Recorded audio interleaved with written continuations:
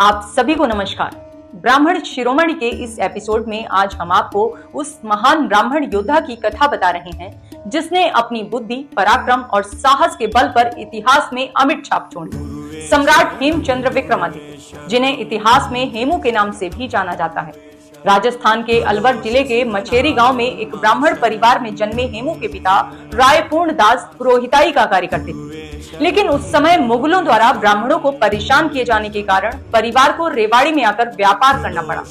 यहीं से हेमू की शिक्षा शुरू हुई। उन्होंने संस्कृत, हिंदी, फारसी, अरबी और गणित का ज्ञान प्राप्त किया और साथ ही घुड़सवारी व युद्ध कला में भी निपुणता हासिल की।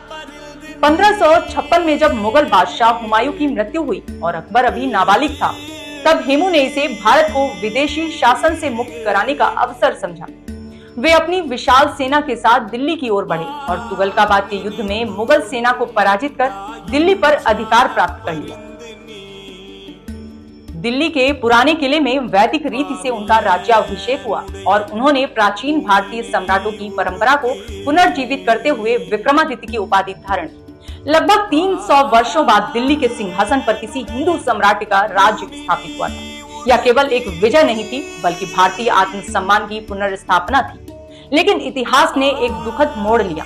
5 नवंबर 1556 को पानीपत के युद्ध में जब हेमू स्वयं हाथी पर बैठकर सेना का नेतृत्व कर रहे थे, तभी अचानक एक तीर उनकी आंख में लग गया। इसके बावजूद उन्होंने युद्ध जारी रखने की कोशिश की, पर अंततः वे अचेत हो गए। इसी अवसर का लाभ उठाकर मुगल सेना ने उन्हें बंदी बना लिया और बाद में उनकी हत्या कर दी गई। इस प्रकार एक महान ब्राह्मण योद्धा, कुशल प्रशासक और अद्वितीय सेना नायक का जीवन समाप्त हो गया।